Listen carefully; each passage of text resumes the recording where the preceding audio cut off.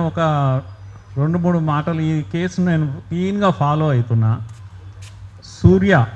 సూర్య అంటే ఆమె తమ్ముడు, ఎవరు మన బంటి రాధ తమ్ముడు, చాలా యాక్టివ్గా మీడియాని మాట్లాడుతున్నాడు, అడ్రస్ చేస్తూ ఉన్నాడు. ఆయన మాటలు కనుక మీరు వింటే ఎంత ఆక్రోశం ఉంది, ఎంత ఆవేదనతో మాట్లాడుతున్నాడు. అందుకని ఈ అబ్బాయి మాట్లాడే మాటలు కాస్త 2-3 ముఖ్యంగా బిగ్ టీవీ బాగా కవర్ చేసింది. ఇంకా కొన్ని ఛానల్స్, యూట్యూబ్ ఛానల్స్ ఎక్కువ కవర్ చేసాయి. పెద్ద ఛానల్స్ మాత్రం చస్తే దగ్గరికి వస్తలేవు. పెద్ద పెద్ద అంటే ఈ TV9లు, సోకాల్డ్ V6లు అవన్నీ కూడా దరిదాపులో లేవు.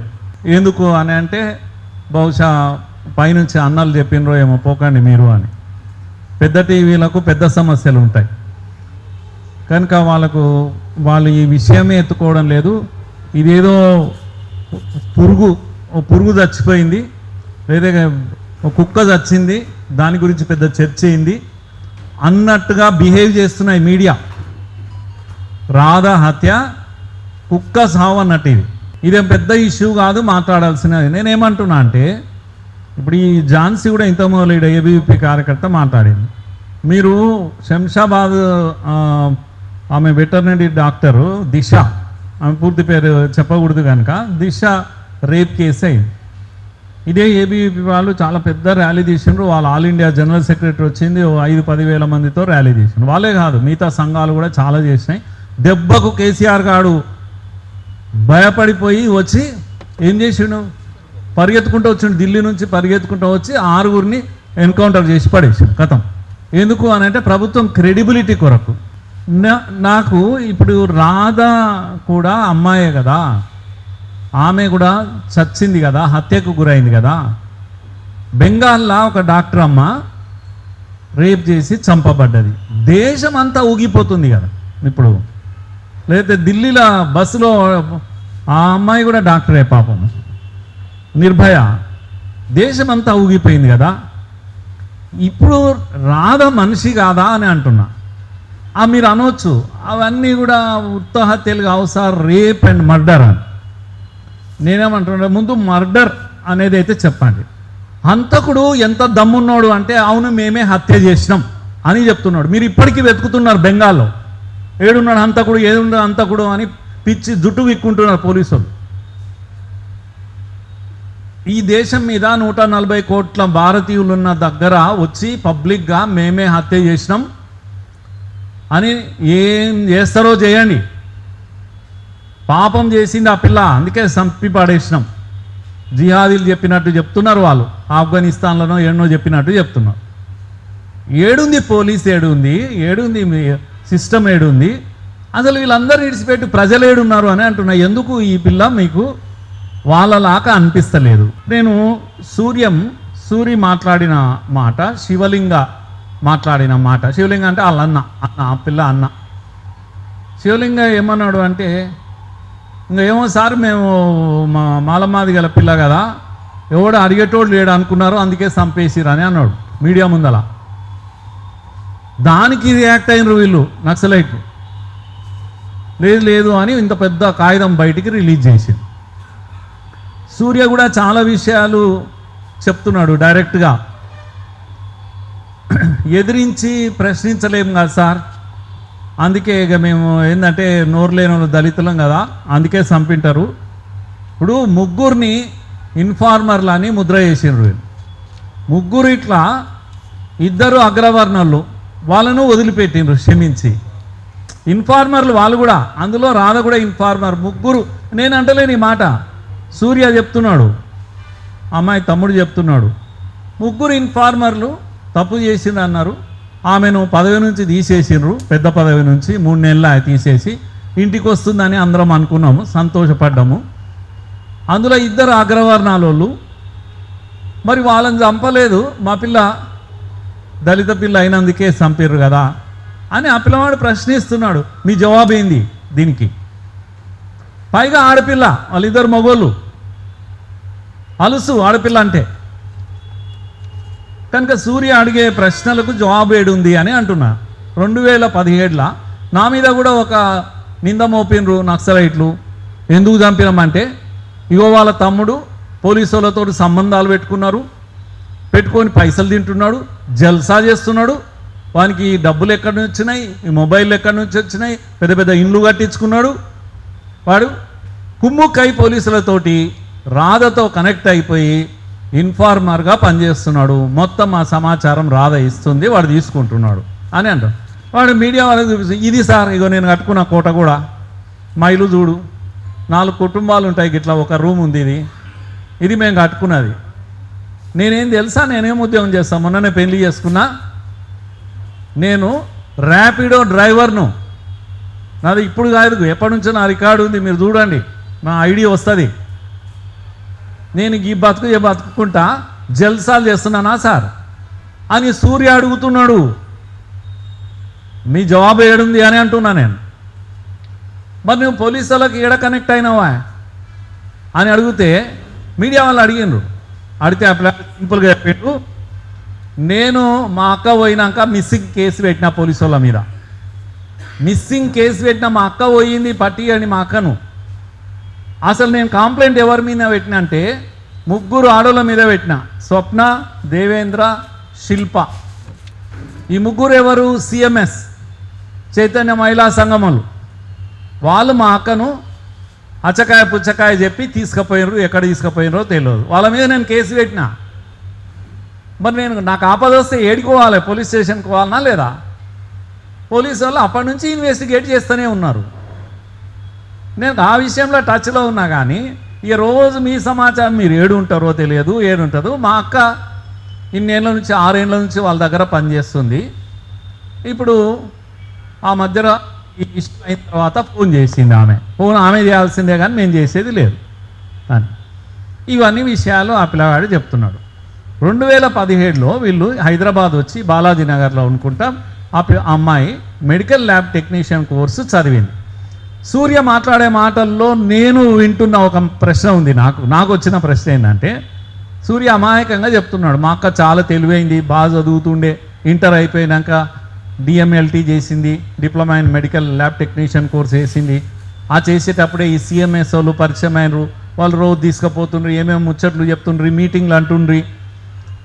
ఆ టైంలో మా అక్క ల్యాబ్లకు పోయేది, తర్వాత ఏంది ఆపరేషన్ థియేటర్లకు పోయేది. నా దగ్గర వచ్చి రోజు చెప్పింది, అరే నేను సర్జరీ చేసినారా ఈరోజు అని చెప్పింది. నువ్వు మెడికల్ ల్యాబ్ కోర్సు చేసినావు, సర్జరీ ఏంది నువ్వు చేసేది అని. సర్జరీ చేసింది, డెలివరీ చేస్తుంది, ఇవన్నీ చేస్తుంది.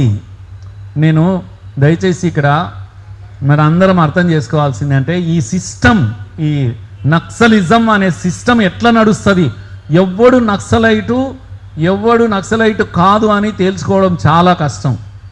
నేను అందుకే మళ్ళా అంటుంటా, అర్బన్ నక్సలైట్లు, అర్బను, రూరలు, ఫారెస్టు, ఇట్లా 3 రకాలు ఉండరు నక్సలైట్లు. అందరు నక్సలైట్లే, రకరకాల పద్ధతిలో పనిచేస్తారు. ఇగో ఈ జర్నలిస్ట్ మధ్యలో ఉంటారు నక్సలైట్లు, మా లెక్చరర్లు, ప్రొఫెసర్ల మధ్యలో ఉంటారు నక్సలైట్లు, డాక్టర్ల మధ్యలో ఉంటారు నక్సలైట్లు.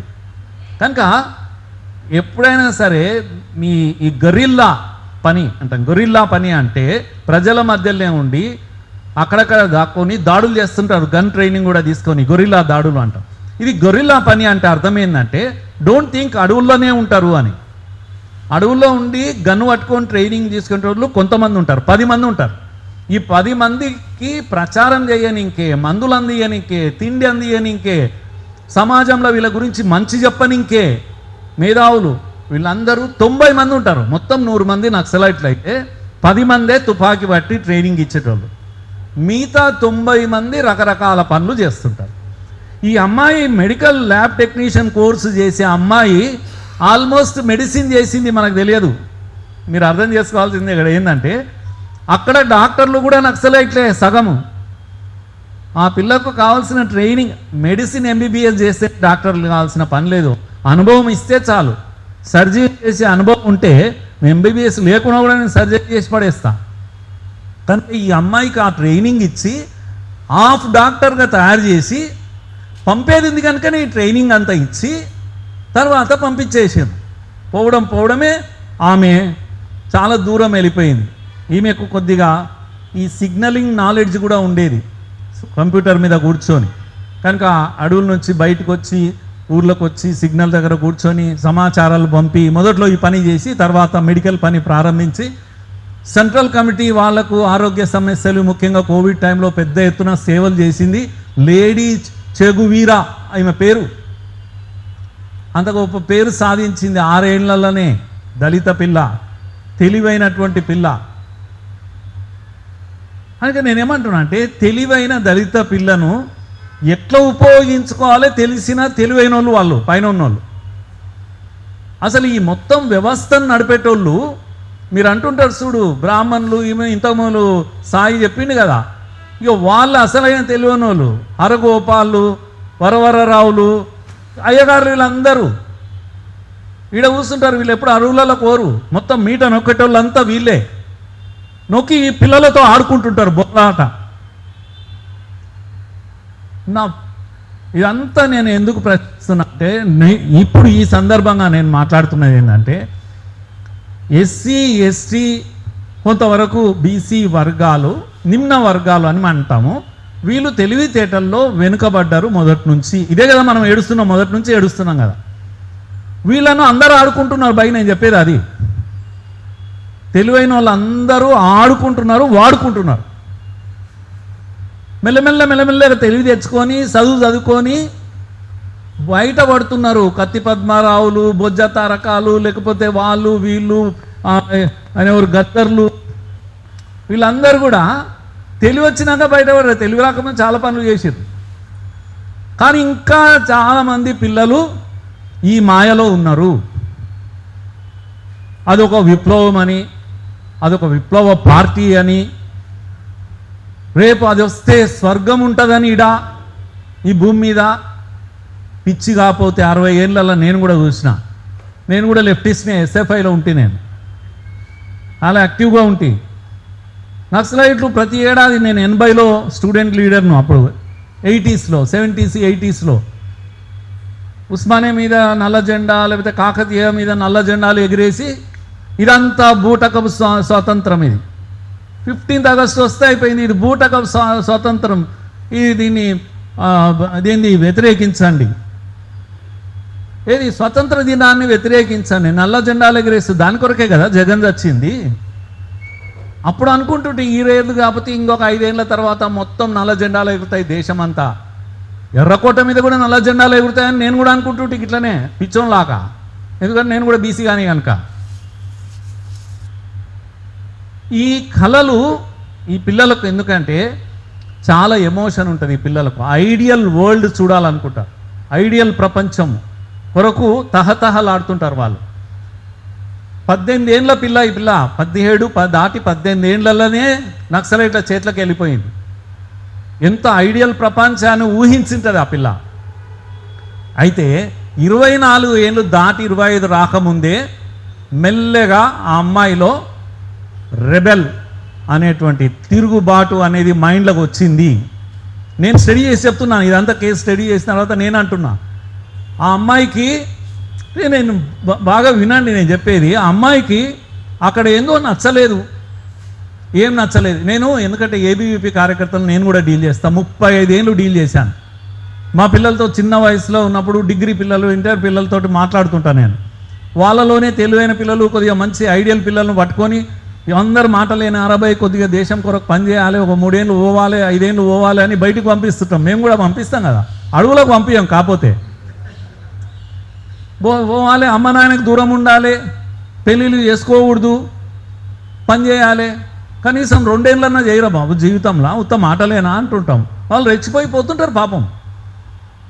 ఇవన్నీ వాళ్ళు చేసే పని, మేము చేసే పని ఒకటే. ఆ 3 ఏళ్ళు బయట ఉన్నప్పుడు ఇక్కడ తల్లిదండ్రులు ఎంత కింద మీద అవుతుంటారో కూడా నేను చూస్తుంటా. ఏం మాటలు, మాయ మాటలు చెప్తున్నారు సార్ మీరు, మా పిల్లలను అట్లా పంపిస్తున్నారు ఏం సార్ అన్నోళ్ళు ఉన్నారు నా దగ్గర. ఒక తల్లి అన్నది మీరంతా పిల్లల్ని ఎత్తుకుపోయేటోళ్ళు అంట కదా అని. ఇవన్నీ తల్లిదండ్రుల బాధ. ఇది నీకేం తెలుసు, కానీ పెంచితే తెలుస్తుంది. నెల రోజులు బయటికి పోతే కనబడకపోతే కింద మీద అయిపోతాం. నువ్వు ఎత్తుకపోతే ఆడపిల్లను ఏడబెట్టి తెలవవు, ఏం చెప్పవు, క్షేమంగా ఉంది కనీసం అని చెప్పవు. ఇదంతా నేను వాళ్ళ బాధ నేను చెప్తున్నా. అయితే ఈ పిల్లల్లో మార్పు కూడా నేను కూడా చూస్తుంటా కదా. 3 ఏళ్ళ తర్వాత వస్తారు నా దగ్గరికి, 5 ఏళ్ళ తర్వాత నా దగ్గరికి వస్తారు. సార్ ఇంటికి పోతా సార్ అంటారు. ఎందుకురా భయ్ నువ్వు బాగా పని చేసి నువ్వు పోతే కష్టమవుతుంది అని చెప్తుంటా నేను. మళ్ళీ కన్విన్స్ చేస్తా, మళ్ళీ పంపిస్తా, అడుగులకు కాదు కానీ బయటికే పంపిస్తాం, ఇంటికి పోకుండా చేస్తాం ఈ మాయ మాటలతో. అయితే ఇదంతా మీకు ఎందుకు చెప్తున్నా అంటే ఈ మాటలు చెప్పేటప్పుడు నేను కానీ నాలాంటి వాళ్ళు కొందరు మాట్లాడుతున్నప్పుడు ఇవన్నీ ఇప్పుడు భాష ఇటువంటి వాళ్ళకి తెలుసు, నేను మాట్లాడిన విషయాలని కూడా తెలుసు వీళ్ళకు. భాష లాంటి వాడు అయినా సరే నన్ను ప్రశ్నిస్తాడు, ఏముంది సార్ ఇడంతా చెప్పేది ఒకటి చేసేది ఒకటి అని తిక్కలేస్తుంటుంది. ఆ తిక్కను నేను కన్విన్స్ చేయకపోతే ఆ పిల్లవాడు పార్టీలో ఉండడు, రైట్? ఆ తిక్కను నేను కన్విన్స్ చేయకపోతే ఉత్తమ ముచ్చట చెప్పే కాదు, ఇది చిన్నపిల్లవాడు కాదు, ఇప్పుడు అందరు పోస్ట్ గ్రాడ్యుయేట్లు పిహెచ్డీలు ఉస్మాన్ యూనివర్సిటీలో చదివిన వాళ్ళు. ఆ పిల్లలకు నేను ఏం చెప్పాలి? అయితే పాయింట్ ఎందుకు చెప్తున్నా అంటే ఈ నేను చెప్పేదానికి ఆడ జరిగేదానికి గ్యాప్ ఉంటే సంబంధం లేకుంటే ఎవ్వడు కన్విన్స్ కాడు.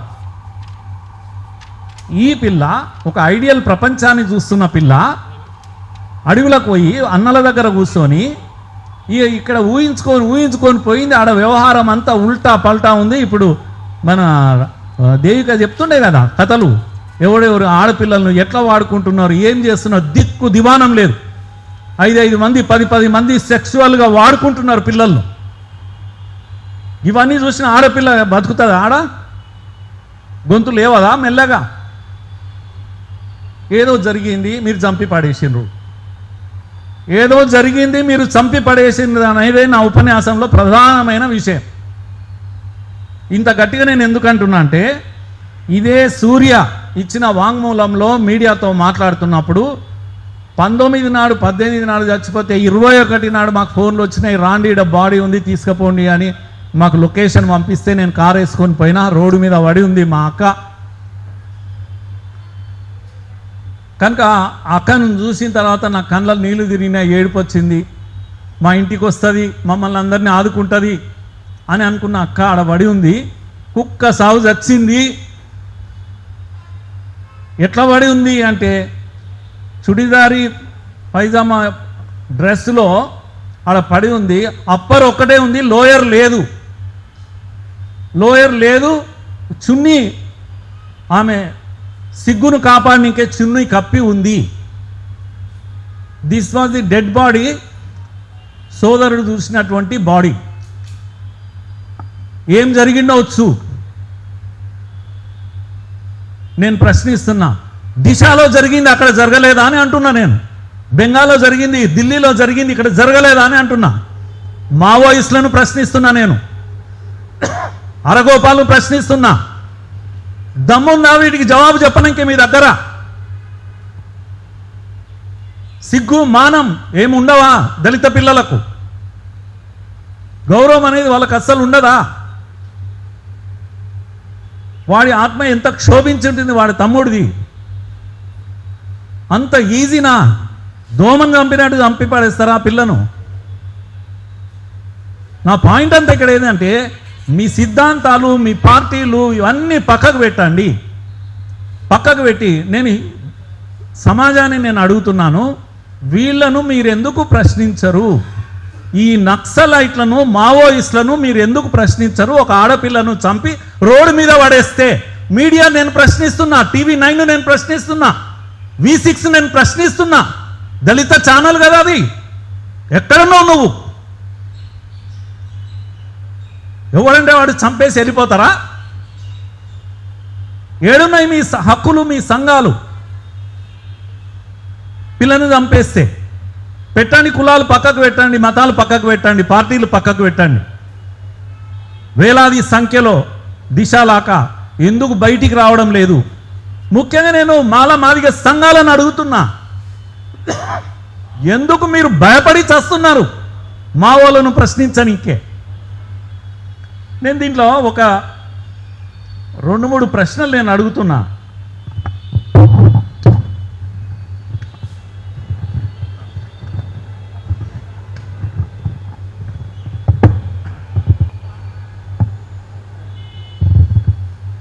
ఐదు నిమిషాలు క్లోజ్ చేస్తాను నేను.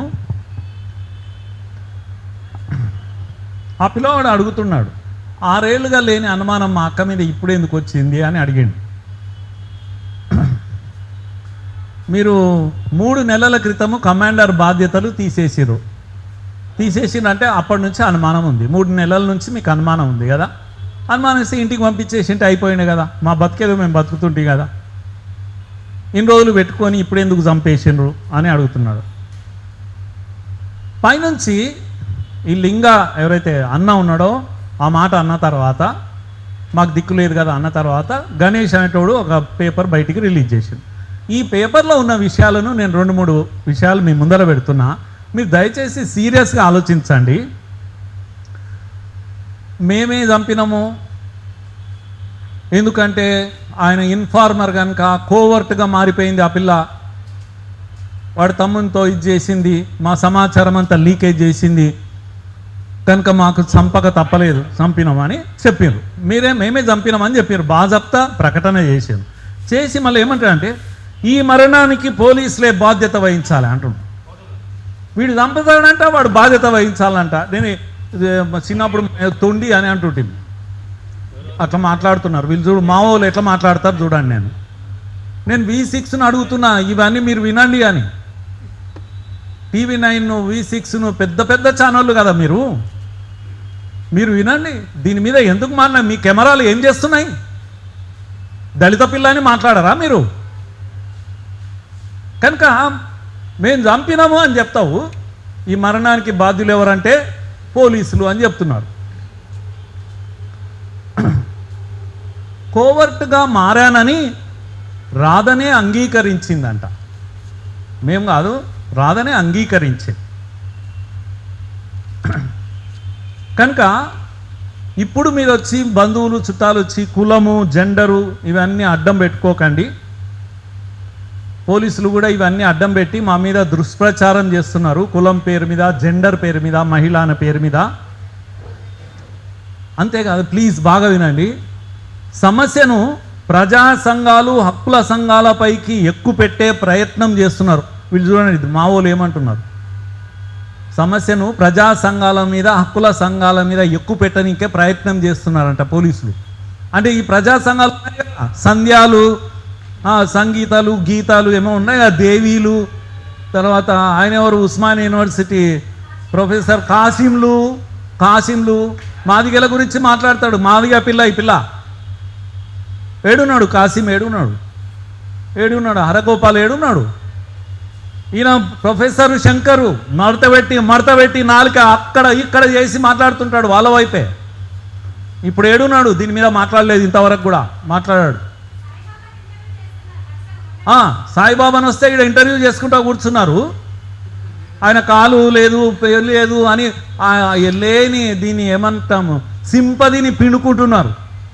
ఆయన లేని కాలం చూపించి సింపతిని పొందనికే ప్రయత్నం చేస్తున్నారు. వరవర్రావు వృద్ధాప్యం చూపించి సింపతిని పిండుకుంటున్నారు, కానీ ఈ అమ్మాయి గురించి మాట్లాడతలేరు. కనుక మీరు గణేష్ ఏమంటున్నాడంటే పోలీసు వాళ్ళు అనవసరంగా ప్రజా సంఘాలను హక్కుల సంఘాలను నిందిస్తున్నారు, వాళ్ళని బదలాం చేస్తున్నారు. వీళ్ళంతా ఎవడు బయటికి వస్తలేడు, మాట్లాడతలేడు. సోకాళ్ళు సంఘాలన్నీ కూడా ఏడ శవం వస్తే బొయ్య నురికిపోయి ఎర్ర జెండా పాటలు పాటలు ఎక్కడ దాపెట్టుకున్నారు. నీ జెండా కోసం పానం ఇచ్చింది కదా ఆ పిల్ల, ఏడ దాపెట్టుకున్నారు. సంతాప సభ పెట్టారా సిగ్గులేనోళ్ళు మీరు? ఆ పిల్ల ప్రాణం తీసింది, ఆ పిల్లను ఇంటికి వచ్చి ఒక మీటింగ్ పెట్టి ఒక సంతాప సభ పెట్టారా అని అడుగుతున్నా నేను.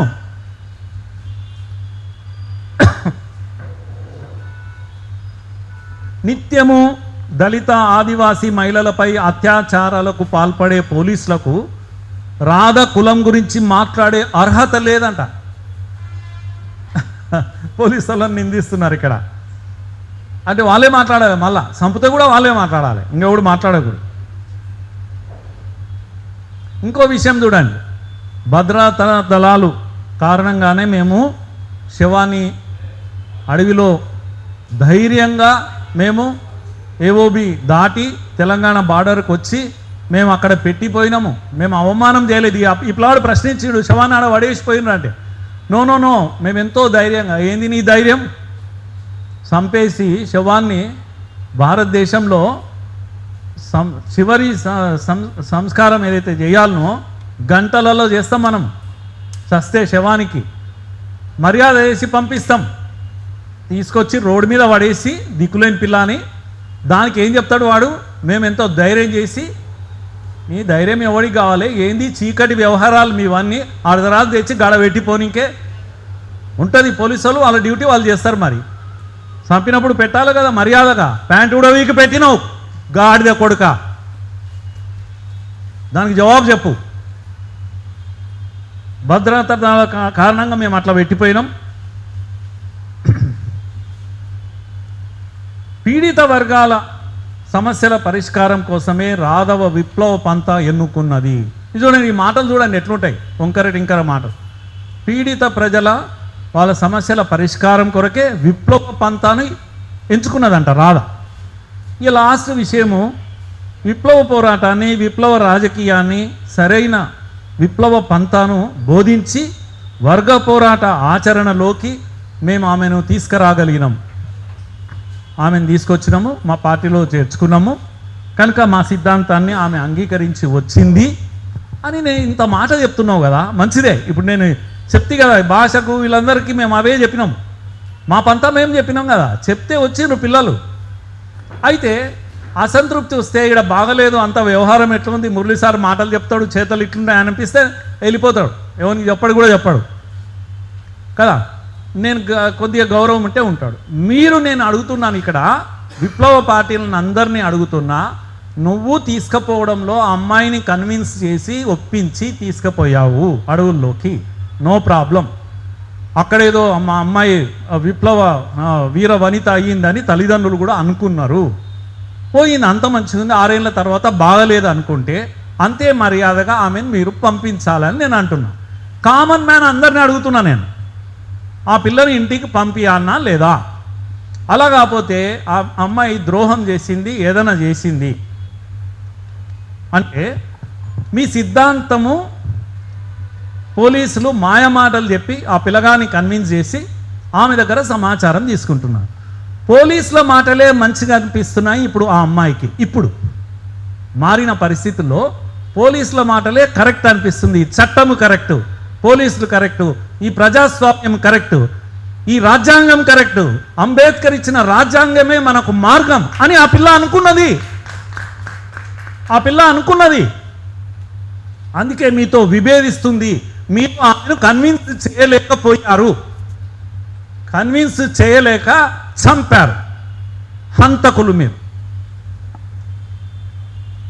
ఇది కదా విషయం, ఈరోజు చర్చ జరగాల్సింది. అందుకే నేను ప్రజలను అందరినీ కూడా నేను నా రిక్వెస్ట్ ఏంటంటే, ఈ విప్లవ పంథ అనేది ఒక దుర్మార్గమైన పంథ. రాధ ఎలా ఆలోచించిందో మనం కూడా అట్లనే ఆలోచించాలి. ఇది ఈ దేశానికి కూడు పెట్టలేదు, ఎవరికి ఇంత గుడ్డ పెట్టలేదు, ఎవరిని మంచిగా చేయలేదు. అమెరికాలో బాగుంది అంతా అనుకుంటే మన పిల్లలు పోయి అమెరికాలో చదువుకుంటున్నారు, ఆన్నే సెటిల్ అవుతున్నారు. ఇంకేడైనా భూమి మీద బాగుంది, స్వర్గం ఉంది అంటే ఆడికి పోతున్నారు. మరి మీది ఏడన్నా స్వర్గం ఉంటే చెప్పండి, మేము పోతాం కదా. మీరు ఇంతవరకు మీ పరిపాలన చేసి మీ విప్లవ పంతాలో సమాజాన్ని భూమి మీద ఎక్కడన్నా ఉంది అంటే మేము పోతాం కదా, అందరం పోతాం కదా, ఇండియాను వదిలిపెట్టిపోతాం కదా. 60 ఏళ్లలో మీరు ఏదైనా చేసింది ఉంటే చెప్పండి. ఇంకా ఏదో చేస్తాం అని ముచ్చట ఎన్ని రోజులు చెప్తారు మీరు? ఇక్కడ అంతా బాగుందని నేనేం అంటలేను, ఇక్కడ సమస్యలు ఉన్నాయి. కానీ డెమోక్రసీ ఒక్కటే దిక్కు, మనకు రాజ్యాంగం ఒక్కటే దిక్కు. రాహుల్ గాంధీ చెప్పిండు, నేను కాదు. ఈ రాజ్యాంగం లేకపోతే నడవదు అని అంటున్నారు. ఆ రాజ్యాంగం, ఆ రాహుల్ గాంధీ కొరకు మీరు వెనకాల పనిచేస్తున్నారు, మాకు తెలియదు. కనుక ప్రజలందరూ ఆలోచించాల్సిన సమయం వచ్చింది, అడ్డంగా నిలదీయాల్సిన సమయం వచ్చింది. వాళ్ళ కొరకు సన్నాయి నొప్పులు మాట్లాడే వాళ్ళు ఎవడెవడున్నాడో మేధావులు అనేవాడు మీడియా ముందరికి వస్తే గల్లవట్టి ప్రశ్నించాల్సిన సమయం వచ్చింది. రాధ గురించి, రాధ లాంటి అమాయకుల పిల్లల గురించి, దళితుల, నిమ్న వర్గాల, ఆదివాసీల పిల్లల యొక్క జీవితాల గురించి మనం ప్రశ్నించాల్సిన సమయం వచ్చింది. ఈ వేదిక ఉన్నదే దాని కొరకు. ఇదేది దళిత ఐక్య వేదిక ఏంటి అంటే, ఇది ఒక పౌర సమాజం. ఇది పౌర సమాజం మిమ్మల్ని ప్రశ్నిస్తుంది, పౌర హక్కుల సంఘాలను ప్రశ్నిస్తుంది. మా ప్రశ్నలకు జవాబులు చెప్పండి. కమాన్, మీరు బయటికి రాండి, ఇదే సోమాజిగూడ ప్రెస్ క్లబ్లో రాండి, మా ప్రశ్నలకు జవాబులు చెప్పండి, మమ్మల్ని కన్విన్స్ చేయండి. దళిత నిమ్న వర్గాల పిల్లలకు అందరికీ నేను అప్పీల్ చేస్తున్నా, మోసపోకండి. మీరు ఈ దుర్మార్గుల చేతిలో మీరు పడకండి. మీకు బ్రైట్ ఫ్యూచర్ ఉంది. అంబేద్కర్ ఇచ్చిన రాజ్యాంగమే మనకు దిక్కు. బాగా చదువుకోవాల్సిందే మనం. ఈ మాయ మాటలకు, ఈ తుపాకీలకు, ఈ గొట్టం ద్వారా వచ్చేది పొగ మాత్రమే, రాజ్యం కాదు వచ్చేది. 70 ఏళ్లలో వాళ్ళు సాధించింది పొగ సాధించారు. రాజ్యం తుపాకీ గొట్టం ద్వారానే రాజ్యాధికారం అని అంటున్నాడు కదా. ఏ రాజ్యాధికారం రాలేదు. కనుక ఈ భ్రమల్లో మనం ఉండకూడదు. ఈ భ్రమల నుంచి మనం బయటపడాలి, ప్రశ్నించాలి. అడ్డం వచ్చిన ప్రతి మేధావిని మనం ప్రశ్నించాలి. ఈ బిగ్ మీడియా ఉంది కదా, బిగ్ మీడియాను మనం ప్రశ్నించాలి. ఎందుకు మీరు సెలెక్టివ్గా సైలెంట్ అయిపోతారు? సెలెక్టివ్గా మోడీ చాలా సెలెక్టివ్గా సైలెంట్గా ఉంటాడు. మణిపూర్ మీద మాట్లాడు, ఇదే నాగేశ్వరరావు అంటుంటాడు కదా. మరి నువ్వు ఎందుకు సెలెక్టివ్గా నోరు మూసుకున్నావు? రాధిక విషయంలో ఎన్ని విషయాలు చెప్పాలి? నువ్వు సెలెక్టివ్గా నోరు మూసుకునే విషయాలు నేను చెప్పాలా? మీరందరూ అంతే, సోకాల్డ్ మేధావులు, ముసుగు వీరులు వీళ్ళంతా కూడా. ఈ ముసుగు వీరులు నేను ఎందుకు అంటున్నా అంటే, వీళ్ళందరూ కమ్యూనిస్టులు. ధైర్యంగా గల్లాయిపోయి నేను కమ్యూనిస్టు అని చెప్పుకోలేరు. ఎందుకంటే ఈ మార్కెట్లో కమ్యూనిజానికి సేల్స్ లేవు. మేధావులు అని అనుకుంటారు, లేకపోతే జర్నలిస్ట్ అని పెట్టుకుంటారు, ఇంకో తోక పెట్టుకుంటారు. కానీ ఎవడు కూడా నేను కమ్యూనిస్టు అని ధైర్యంగా చెప్పలేడు. సో ఇలాంటి ఒక మోసపూరితమైనటువంటి వాతావరణం ఉంది. దళిత నిమ్న వర్గాల పిల్లలందరూ కూడా అలర్ట్ కావాల్సిన సమయం ఇది. రాధ హత్య మన భవిష్యత్తు బాటను సరిదిద్దుకోవడానికి వచ్చిన అవకాశము. రాధ హత్య ఊరికే పోదు, ఈ సమాజంలో గొప్ప మార్పు, ఒక దశ నిర్మాణం చేస్తుంది. చర్చను మనం కంటిన్యూ చేద్దాం. This is not the end of the discussion, it is the beginning of the discussion. Thank you.